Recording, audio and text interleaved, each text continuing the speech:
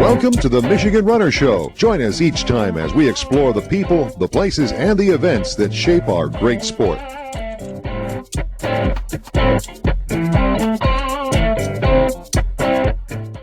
Hi, we're here at the Apollo Theater with the president of the Illinois Valley Striders, Dan Weiss. Dan, you're welcoming everybody. Yes, I am. Thank you. This is our premiere for our running movie that we're doing this year with Tim Broe.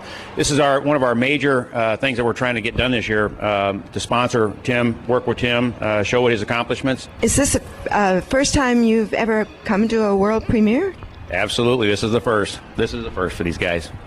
And you have a really interesting tux on. Tell us about your outfit.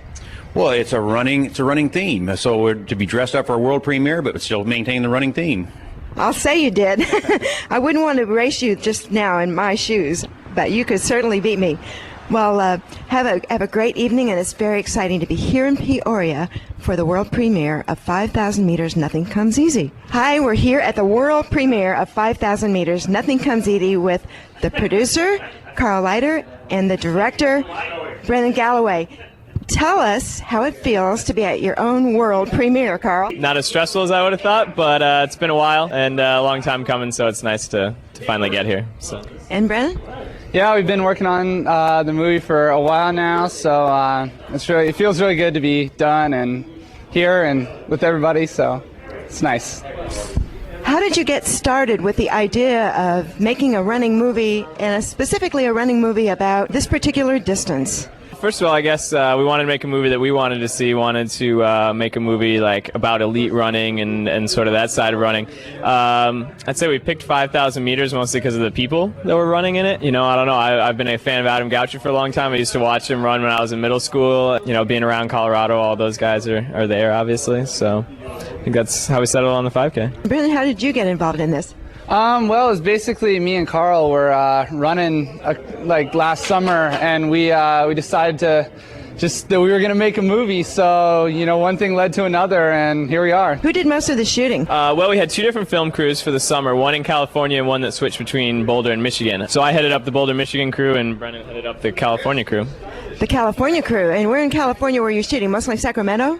Well, we were in Monterey Bay most of the summer, and we were traveling between there and Palo Alto to film all the guys. And then we got up to some meets in Oregon and also some meets in California. So you've been jet setting around the country, and here you are now in Peoria. Well, we're going to talk to you a little bit later after we've seen the movie. All right. And congratulations, and we're looking forward to it. Thanks. We just found Jerry Riebling here on the red carpet. And Jerry, among other things, you were telling me the story of the origin of the phrase, "it plays in Peoria." Well, that's an old vaudeville phrase that the vaudeville acts used to come to Peoria.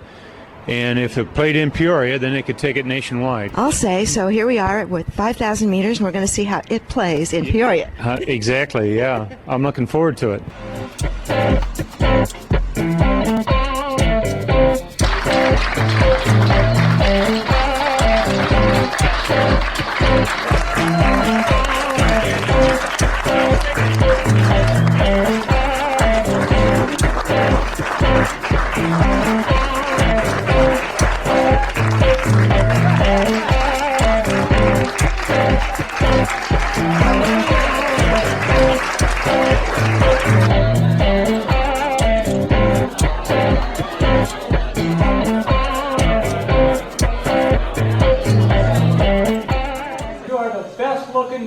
World premiere crowd has ever been.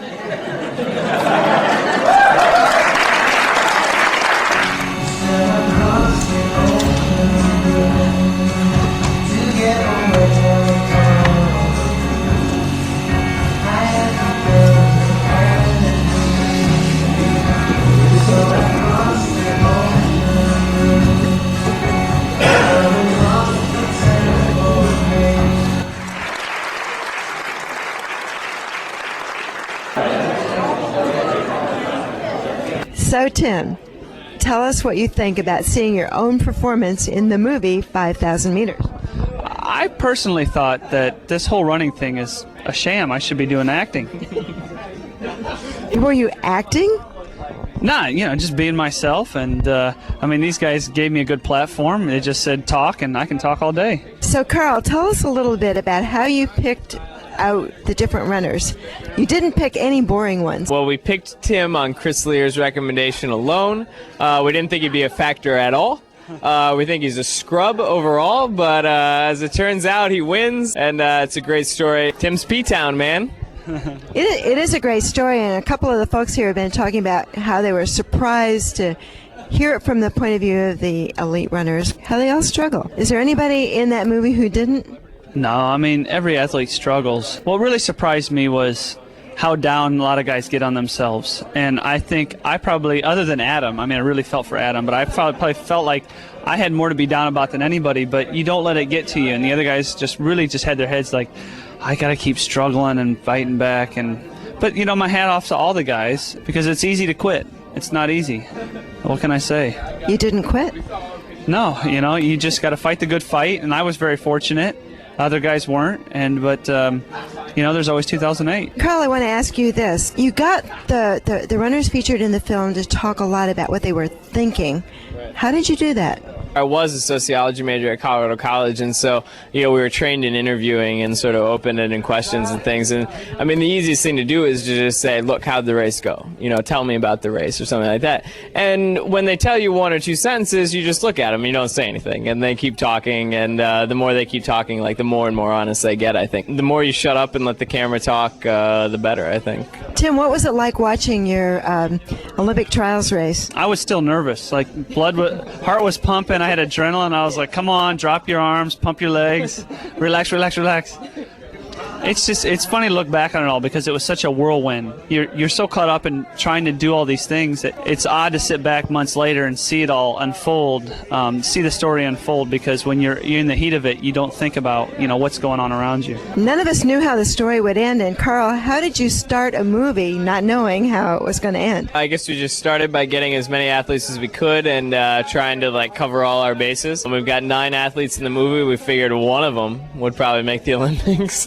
We just figured they all had each their own story, whether they made the Olympics or not, and we just went from there. One of the comments I keep hearing from a lot of people we've talked to this evening is the part you hit in there about trying to explain the A and B standard. That was hilarious. Maybe USATF wasn't as clear as they could have been communicating it, I'm not sure, but, Tim, product of East Peoria's school system, really, I think did as good a job as anyone. So, all I can say is we should all had the standard from the get-go, and it wouldn't have been a worry. So, but we exposed the problems that they had by us not getting our times early enough. That's true. If they were a little better runners, we wouldn't have had this problem. Well, I know you made Jonathan Riley a happy guy. I told him, "Don't worry." After the race, I said, "I'll take care of it," but I'm sure he was worried for a while.